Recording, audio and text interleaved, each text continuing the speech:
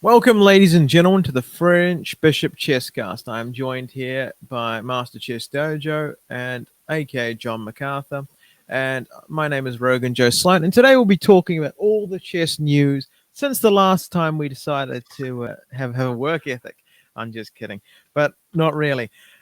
So today we'll be discussing US chess getting sued by Jennifer Shahade, a poison porn event in which a chess competitor decided to try and poison, for some reason, her chess opponent.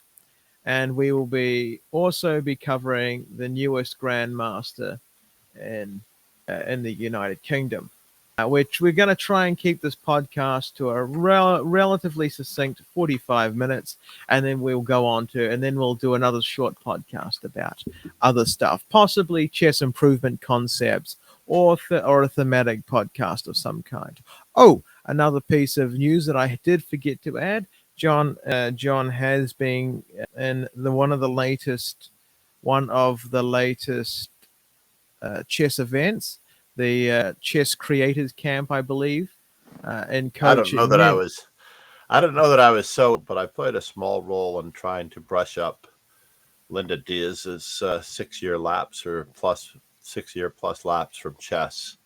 As it turns out, yeah, the botez chess camp was quite incredible, right, Rogan? It got so much publicity. I mean, it was rather incredible.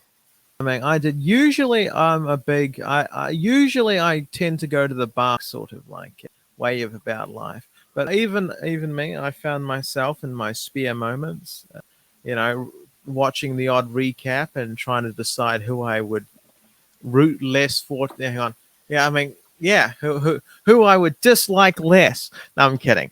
But yeah, it was a good bunch of matches, vaguely entertaining, and for some reason I managed to like it in the end. That's awesome. Yeah, I know.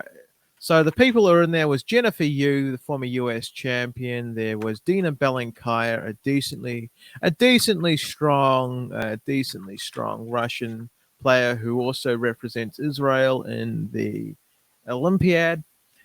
There was Andrea Botez, who was probably unfortunately the weakest of the bunch on that day. Probably not the weakest in chess strength, but the weakest in performance. There was also Linda Diaz, a former student of John over here, who came back from a 6-year lap, who unfortunately seemed to have been caught unprepared by the invitation. Or reasonably unprepared by the invitation. Also in there was Alexandra Botez, of course, woman FIDE Master Alexandra Botez, and then woman Grandmaster Nemo. I would try and pronounce the last name, but I have screwed this up before. So we're going Last but not least, we can't forget Anna Kramling. Anna Kramling also. Oh, and Jules Gambit. Jules Gambit also. Yeah, so basically how I thought this was going to go, just basically pure logic, was Jennifer Yu was going to wipe the floor with everyone, and then Dina was going to come in second. Nemo was going to kind of have some competition for second because she's a pretty decent player. And then I thought it was either going to be Kramling or Alexandra going to take up third. I'm not sure how it turned out exactly, so I might be right on the money here. Well, as it turns out, you were correct. Jennifer Yu did mop the floor with almost everybody up until the last round, when she could have been upset by Jules Gambit. But Jules Gambit miscalculated, repeating the position to make time control, and repeated the position 3 times. It was quite an incredible defensive effort on Jennifer Yu's part, as she was losing material hand over fist, and managed to create just enough counterplay by giving up a free knight and exposing and taking advantage of her opponent's lack of king safety. So Jules Gambit achieved another draw out of that and finished ahead of Linda Diaz. I think we should mention how of a monstrously great effort that is. Jennifer Yu is the former US Women's Champion, and 2 times. And Jules Gambit is vaguely better than me. No, I'm kidding. But she's better No, than me. But she is working hard on her chess. She actually yeah, boasted studying chess for 6 hours a day on average in order to prepare for this tournament and during the tournament even. And that's quite a feat, given that many of the other players and participants do not spend 6 hours on their own personal game. yeah. Game. Well, Um, especially I would think Andrea Botez had a particularly bad run, in which she got so sick that she got sent to the ER. Which is, I thought it was probably sick of losing, but there might have actually been some medical reason for it. Though I do think it was probably helped along by the fact that she got yeah, whooped. Linda Yeah, and I were particularly concerned the morning after Linda won her game. She was overlooking tactics and many things. I remember in her game with Anna Cramling, she thought over a fairly obvious move for a long period of time. There was only one move in the position, and the longer she thought about it, the more I became concerned. And she did indeed just make a capture that allowed the fork of two pieces, which was awkward. That was maybe the first round, and I think that set the tone for the whole tournament, unfortunately. Anna Cramling performed amazingly to tie for third place with Dina Belenkaya, and Alexandra Botez actually won her last four games in a row to mm, finish second, which was quite an incredible feat as well. I'm quite. quite happy with Linda's performance.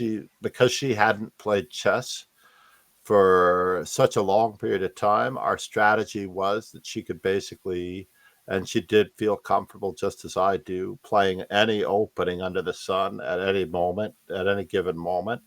She and I decided that we would try to find the least traveled paths of our opponents. So for Jules Gambit, we played the Birds opening.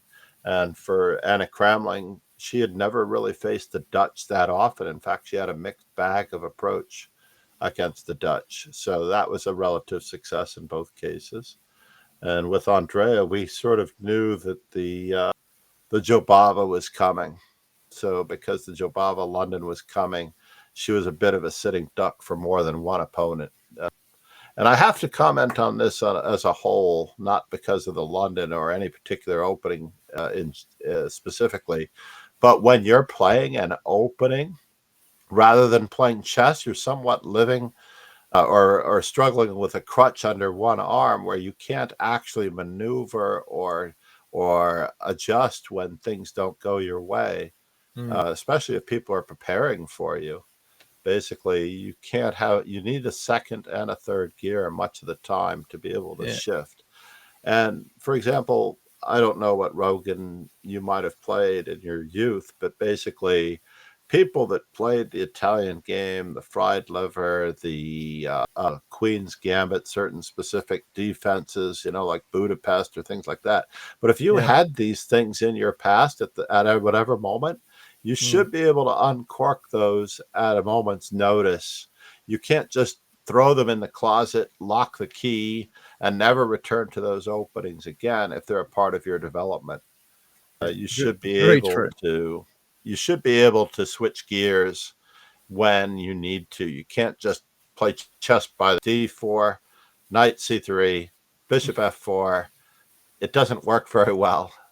Yeah. And contrary to popular belief, as aggressive as the Botez sisters are, the Jobava London itself, and this is advice that was given to me a long time ago by my former roommate. We shared an apartment for a good period of time in the Upper West Side. Grandmaster Joel Benjamin once told me that the problem with openings like this is that the opponent only needs one line to defuse it.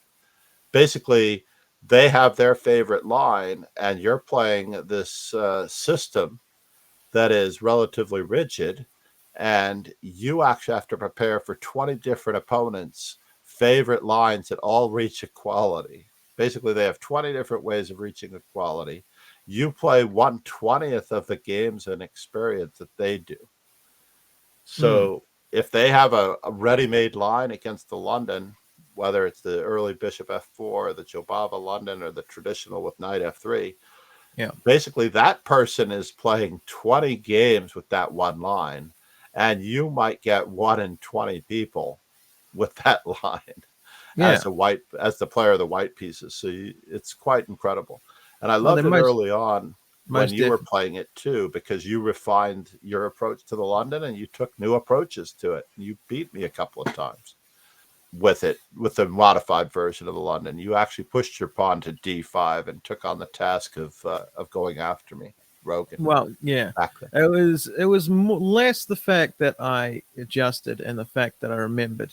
I mean, I've been learning the comprehensive London theory, like transposing, into like E4 openings sometimes against Mm-hmm. the King's Indian or the Piet's defense, Yeah.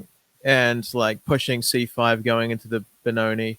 Like I've Yep. known how to do that for a while, but you just have to remember, you just have to learn the sidelines. That's the important thing. If you're going to play a rigid opening, you have to comprehensively know stuff. If you play a flexible Yeah. opening, you don't have to comprehensively know everything. I think the Well, you can idea John's follow the getting, streamline of ideas. Yeah, the yeah, streamline of ideas. more thematic than So, specific.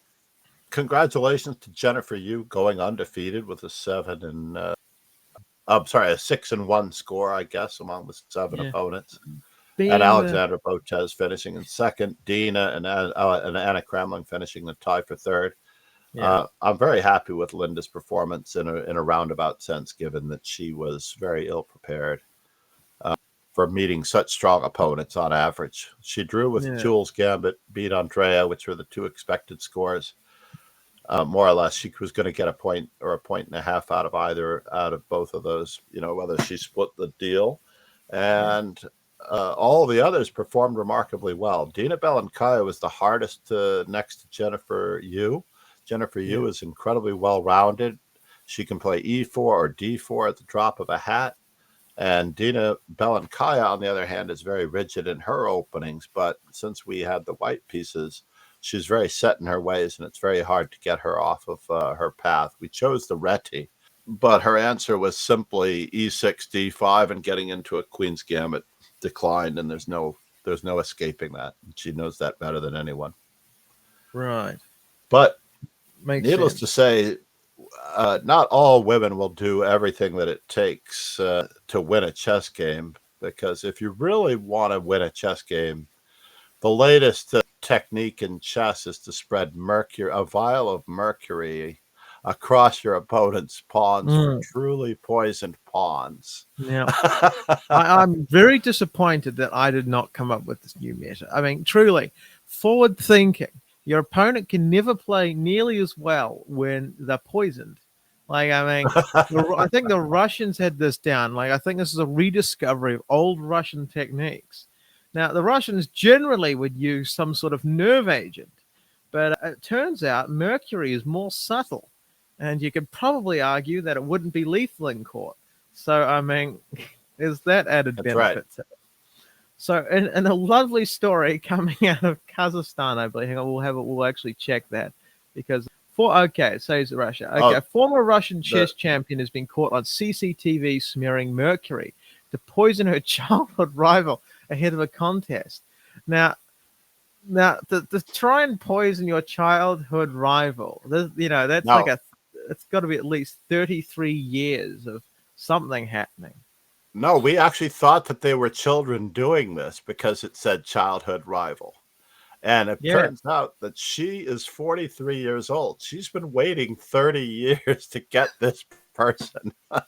And she was caught on CCTV. You could actually watch her pouring the vial of mercury across the pieces and then trying to clean up the excess.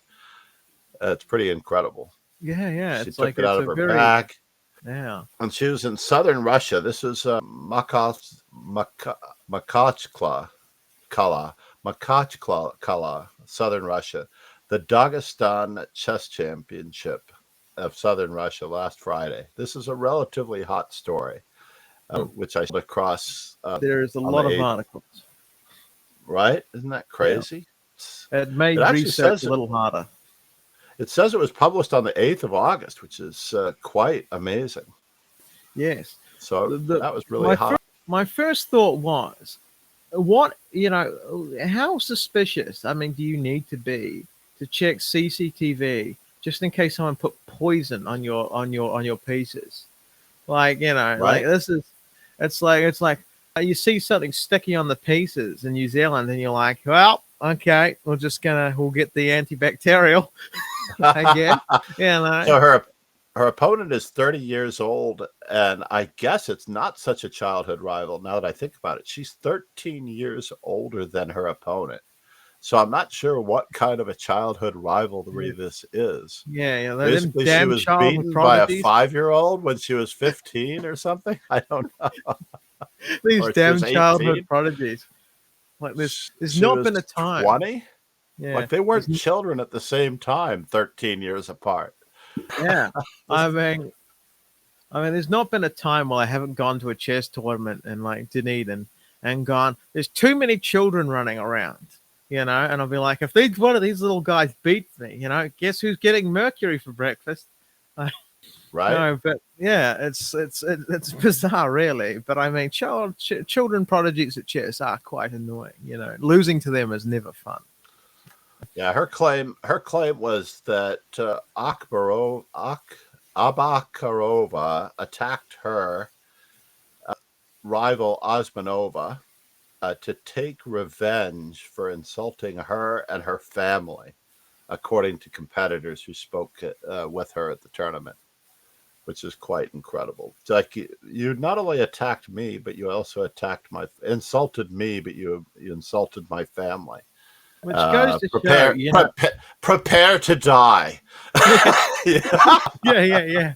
What is the line from Inigo Montoya? I mean, You have insulted me and no, my no, no. My family. name is Prepare to Igor die. Montoya. You killed my father. Prepare to die. That's what it was. Yes. Yeah. So it's not only does she play the London system, she also insulted my family. I'm not sure which is worse. But yeah, that was quite incredible. But we can Yeah. move on to slightly happier news. I mean, it For goes. the It most just, part. just, it just goes to show. In Dagestan, not everything is settled by either wrestling or an AK-47. Right? Sometimes they use the old Russian pastime of poison. I mean, The old mercury treatment. yeah, she's getting a call from the FSB any day now. Like, hey, can you work for us? I don't That's know. right. Incredible. Now, Okay. I guess we should transition before we go to the supremely happy news of the young English grandmaster past our last female story of the day, which is a good friend of mine, Jennifer Shahade, being somewhat taken advantage of, in addition to having had to file a lawsuit against U.S. chess for recent articles of somewhat defamatory nature in the American Chess Magazine. I believe it was, for those of you who may or may not have these issues, the Fabiano Caruana and Yakov Agard issues 36 and 37 of the American Chess Magazine. Basically, U.S. Chess Federation president slash representative Pete Tamburo basically spends at least 6 pages of drivel in the American Chess Magazine. That's what I would refer to it as drivel. I had a hard time finishing the article, as he basically says, but what about the accused, Alejandro Ramirez? Isn't he entitled to some credibility? And he basically tries to stand up for him and then proceeds to attack Jennifer Shahade on enough points as a former employee for not Mm. respecting the privacy of the U.S. chess organization and not handling matters without making it public because they didn't handle it properly in the first place. And Yeah, really, yeah. Pete Tamburo is totally out of line. Apparently, he's Oh, been completely. unable to be found in recent days, even given that the U.S. Open was going on last week. And they held all of their delegates meetings and all of that. But the thing that I have to say is that she was conned a little bit because they offered a settlement, or they tried to offer some form of settlement to do things amicably in order to, but prior to the U.S. Chess Federation's convention in the U.S. Open in Norfolk, Virginia, anyway. Yeah. And then she doesn't. Neither her nor her lawyer hear heads or tails from the Chess Federation for months after that. They Yeah. basically say we're willing to settle, and then they disappear off the face of the earth without any offer or anything like that.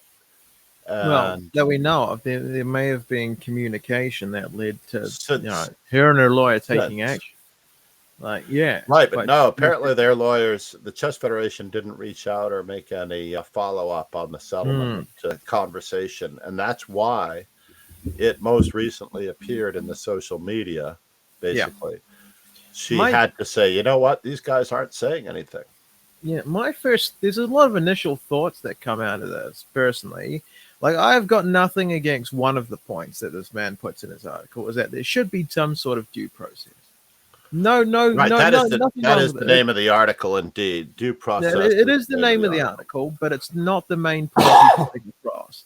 The sensible point that Alejandro Ramirez should have some sort of due process. Yes, cool, brilliant. Okay, that's completely separate to attacking the person who was accusing Alejandro and others and a Right, systemic wide failure at U.S. chess. It's completely different to go and attack a whistleblower on arbitrary grounds. It reminds me slightly of Mr. Snowden, or not Mr. Edward Edward Snowden. Snowden. Edward Edward Snowden, Snowden. where the big problem was not the big problem that a media hit job is biased when they start calling you out for calling something out and not calling out what you called out. So Right, instead of they like don't the point nerve at of the the guy information. telling on us. Yeah, yeah, yeah. It's like it's like how dare he illegally tell people about the illegal stuff we're doing. That's Right, how terrible. Like, that's bad when the thing of the article is how they got the information and not what the right. information is. Now remember, And ladies I and kiddies, there is not a non-disclosure agreement on the planet that'll cover criminal behavior. right. So Not so saying anything about it doesn't help you if you've yeah, done it.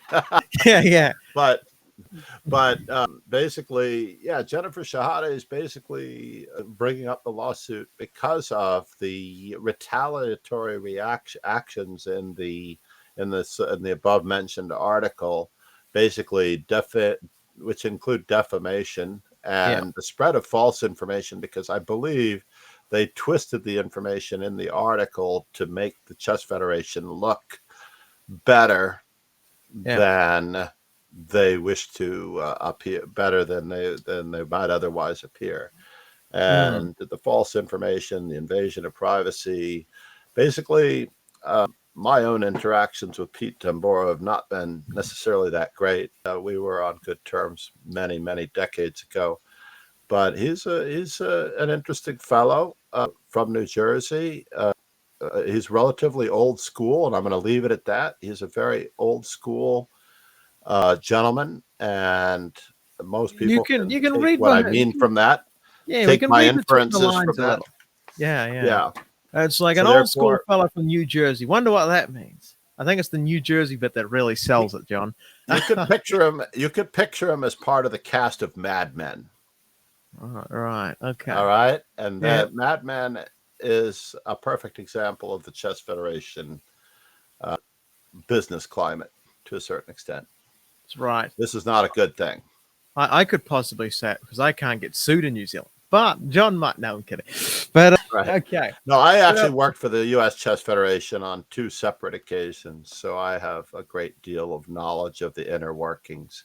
And I know mm, that there are some areas that could do with some improvement. I can to put it safely say mildly, that. honestly.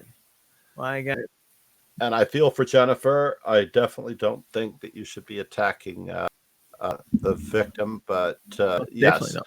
due process should come in a different venue, not in a blatant article attempting to take down the person that could possibly sue you Mm, if you're wrong. yeah. It's I not a mean, let's course. let's let's look at this. But let's look at this. Well, let's look at this objectively. This has been a long-running, slow-burning story, which which always happens. Well, it always tends to happen when there's legal action involved. It's always a slow burning. There's always lawyers going backwards and forth. So, but from what I've seen, it's just now that Jennifer Shahade has sued, and it's in retaliation to US Chess suing her first. So, Right. this is how I see it. I'm that Jennifer Shahade is a nice and decent person, which I think is I have perfectly good reason to. What I has happened here is that she came forward with allegations that had been happening a long time from a bunch of different people, and she made noise about it. Now, in US Chess, I mean, on their side, probably was like, well, we can't do a whole lot right now, and they slow pressed it. They slow pressed the whole situation, which led to a little bit more talking about it because you need to. When there's an issue like this, it needs to be talked about, and she did, which probably led to some I can't say that word. Defamatory remarks. Yeah. My accent doesn't Defamation. allow a lot of words. Like I can't say pocketed it. I mean, That's all right. You don't have to pocket it too many ponds anyway. yeah. But the point being is that this seems like I would absolutely, because it's been such a slow process, that behind the scenes there was some attempt to to hold people accountable and have due process and figure out what's going on behind the scenes, and or some attempt was made to do that with US Chess. Now, I think we can see that those attempts were probably unsuccessful. To get those attempts to probably get US Chess to regulate itself is probably failed. And that's why you can see, that's why you can start to see the attack begin on somebody's character. It's Yeah. now that they've realized, because US Chess, what we've seen here is them offer some sort of thing, and then Jennifer Shahade's team responding to that, and then them slow playing it. So this probably seems like a sort of PR stunt in order to get it out of the news a little bit. If you make the story slow burning enough, then it hasn't got the same sort of sting for US Chess. You would think, wouldn't you think, John? If if I was the PR person, I would absolutely, I'd slow ball it all. I would make the story so drawn out and so and so and so unflowing that people lose interest. Once people start losing interest, then we can offer the lowest settlement we possibly can, or the lowest thing we possibly can, and just drag it out in court until it doesn't mean anything anymore. I mean, that's what I would do if I was their legal team, and this seems exactly what they're doing. They seem to be offering stuff that they had no intention of actually going through with, and then ignoring the legal team, Jennifer Shahade's legal team, when they attempt to do something about it. And I think the next steps will be more breaking of silence in the form of, almost passive aggressive action through articles and stuff like that. You'll see a lot of people carrying water for US Chess when they really shouldn't be. You'll see a lot of people who really shouldn't be, in a very unobjective, arbitrary way. I mean, this article was not about due process. This article was why Jennifer Shahade was a bad person for getting for how she got the information, which might not even be true because she was an employee at US Chess and a threat to many of those involved. Yeah, which I don't know how bad it is for an employee to use a database, an in-company database that is probably used for absolutely many things. I suspect somebody's not telling the truth about how bad it is to access that player database. I mean, it's a player database. It's not as top secret as I think a lot of people want to make it sound like. Another point, yeah. Oh, yeah. Well, I was just going to say that I think that this will hopefully all be resolved in due course, and hopefully those that are in this lawsuit or in this mess with Jennifer Shahade, because there are other people who were hurt by this Most particular definitely. ordeal. She is just the person with That the publicity and the balls to talk about it. Like, right, you know, she is speaking up for a whole cadre of people who don't have the time, resources, money, or mental constitution to speak up for themselves. You know, and this is obviously I've known an about iceberg. many of these things that have happened in the past featuring other grandmasters. And many of those are relatively publicly known too, but no one has actually taken the time to bring them to account. We just happen to have this one particular case where an organization could have done something about it and they didn't, or they chose to Mm, not to right away. They let it go yeah, on. They let it continue, despite the awareness.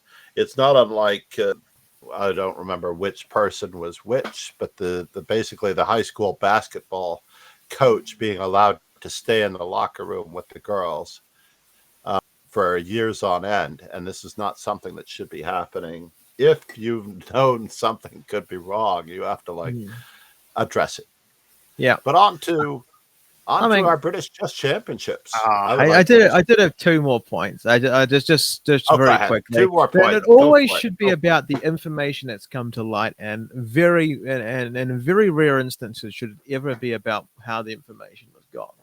If there's a whistleblower or a leak and it comes out that there's absolutely horrific information that's come to light, nobody should be thinking, oh my God, how did they get the information? It should be, oh my God, that information is horrible. And I'm Right. so glad that somebody whistleblowed. And that article wasn't vague. It was only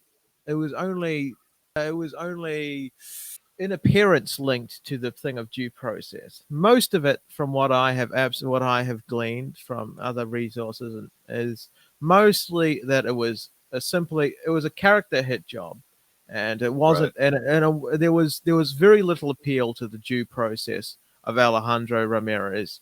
It was a whole lot on why Jen Shahade should not have done it and why US chess is doing everything right. This seems to be somebody carrying water in a very partisan way. But let's go on to our I man finish with a called happy note. Shreyas Royal. Shreyas And with a Royal name is the like that, new. Yeah, you got to be good. right? With a name like that, you better become a grandmaster. Oh yeah, I mean, Shreyas Royal. FIDE Master just ain't gonna do it with a name like Shreyas Royal. Okay, the story is, according to the Daily Mail, a 15-year-old schoolboy has become Britain's youngest ever chess grandmaster, beating our fan favorite David Howe. So Shreyas Royal secured the title at the British Chess Championships in Hull yesterday, which this was published on the 5th of August Tuesday. 2024. Yep, Oh yeah. Tuesday. 5th. I'm sorry, Monday. Monday. I'm off Yeah, by a day. anyway, one of those days. Yes, and as we Gwaine Jones, I think, won the British Championship. Just a bit of side information that we could kind of work in there. With Okay.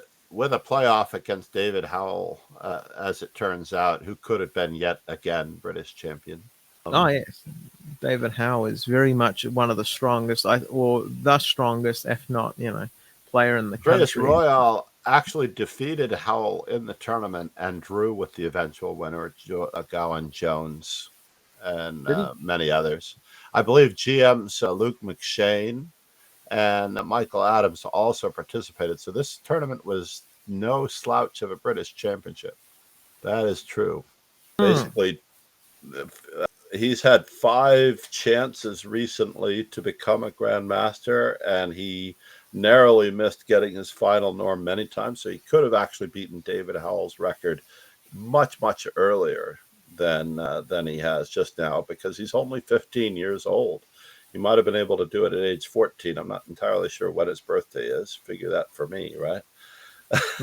Yeah, yeah. I But mean, I'm very proud of him, the youngest yeah, grandmaster in England. it's an amazing achievement, and he deserves all the kudos he can there. I'm happy Yeah. to say that I was actually good friends with Tony Miles, or good acquaintances. Let me just walk that back a little bit. I was very good acquaintances with Tony Miles, who came to the United States back in the day. And Tony Miles was England's very first grandmaster. He won the prize that they had offered like a 10,000 pound prize a millionaire offered for England to have their first Grandmaster, and Grandmaster Tony Miles did it back in the early 80s. And for this tradition to be carried on with so many fine representatives by Shreyas Royal, good Hmm. on you. Oh, of course. Of course. Just a little bit of side information here that I thought might be good added. A GM norm in chess is defined as a performance benchmark that a player must achieve over 27 games. This probably requires a FIDE rating of 2,500 and wins over GMs, I believe. Am I correct on that, John? Yeah, the events in question have to have a certain of foreigners as well, so you can't just be drawing or beating your friends, Mm, as a recent scandal had occurred, and we'll cover that one in a different podcast. But basically, yeah, you could orchestrate with your friends a little bit of mm, a yeah. collusion to become a grandmaster if you're not required to be from several different countries under the purview of different formats. Basically, the round robin format has been dissuaded quite a bit because of Yeah. all the norm factories by the 1000 GMs and the Budapest Saturday events. Basically, everybody was going to those events playing old or out of date grandmasters and titled players in Hungary and getting their norms. And basically, the FIDE said enough is enough. You're going to have to perform in a Swiss system tournament Yeah. and get your norms against completely random opponents in a regularly scheduled event, usually like the Reykjavik Open or the World Open or some other tournament. And those organizers are held to account because FIDE does look at the pairings. They're not allowed to transpose, shift, or switch pairings. So if you're paired with your brother in the tournament and you would ask before the tournament, can I please not play my brother or my wife or my father Mm, in this tournament? The organizers will tell you, sorry, this is a FIDE event. We don't make those accommodations because there will be no switching of opponents. right. And this was very useful in the past, by the way, because recently, or in the book Winning the World Open by Grandmaster Joel Benjamin and Harold Scott, there's a great account of a final round pairing fix in the World Open from many, many decades ago. I was actually at that tournament because I was standing near the tournament director's office when the two players came in question and found out they weren't paired with each other. And they had already gone to the cash machine and everything. And they were not paired with each other. They actually had to play two different opponents. So their agreed upon result was not going to be played out as planned. Oh, And damn. it all worked out to a certain extent. But now FIDE doesn't allow any adjustment in the pairings. So all ATM reservations and appointments can be kept. But unfortunately, that does happen, as it turns out. Oh, well. Usually the I, players themselves aren't involved. I don't think I don't think I'm nearly of the level where I can start thinking about where I can get an easy GM on. I'm not quite there. I need to have Right. a really good 10-year streak of to get anywhere near that level, I think. Well, when you do look up the tournament description and Mm. you see ATM on premises in the tournament description, Like that you that's how have you to know. really, that's how you know that there's something going on. Yeah, That yeah. is automatic teller machine or cash machine for those of And you who don't we know also the. hand out manila envelopes so you can put the cash in. There is a manila envelope on every table at the start of the round. Exactly. Yeah, yeah, yeah. Little do you know that we're not worried about computer assistance. We're worried about dinero assistance or Yeah, yeah. moolah And assistance. for the Americans, is a folded newspaper. It's a folded newspaper, right? You can just stick the cash in there and just subtly give your friend the newspaper. I was like, I was just giving him a newspaper, Your Honor. But I will have to admit that Shreyas Royal, Gukesh, and many other participants in the Commonwealth countries that have been rising, basically, I would say one ingredient to improving at chess is not whether or not your opening is better than your opponent's, but the mere fact that you can outcalculate or calculate very clearly one move further than your opponent. You don't have to actually be correct every time. You do have to see at least one more move than your opponent sees Mm. on a regular basis, You which don't need to basically means that you have to keep in mind what they're up to. yeah. You don't need to outrun the lion. You just need to outrun your friend. Exactly. Just have to be faster than the next guy.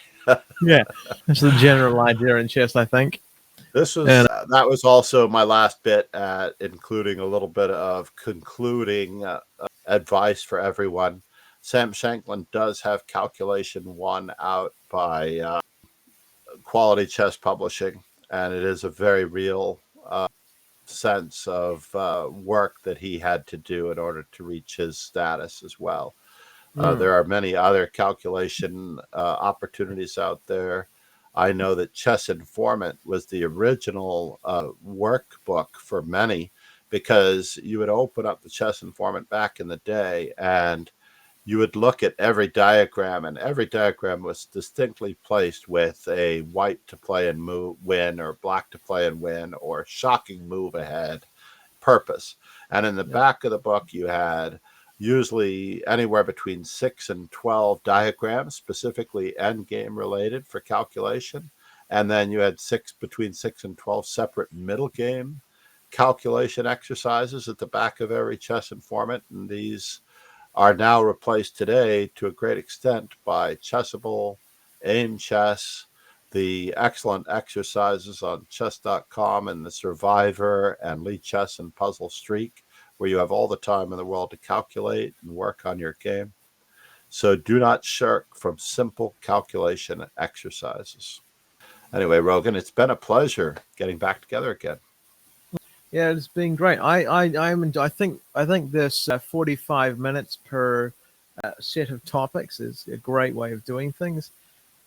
Yeah, so if you have extra time when after listening to this podcast, there will probably be another one if you want to listen to that.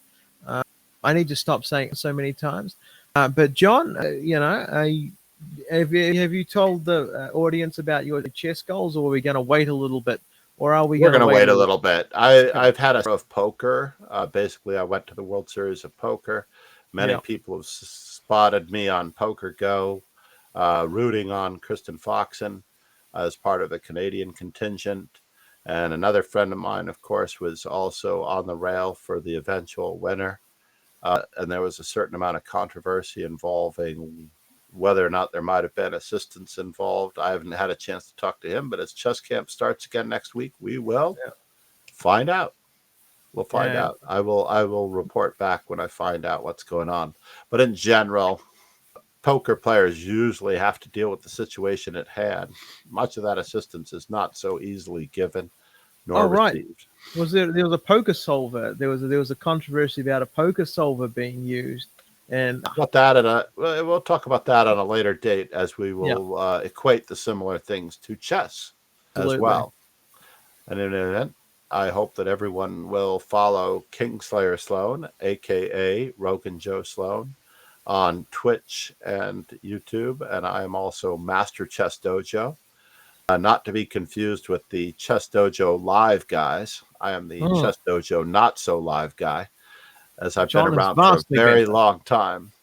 Yeah, and Yeah.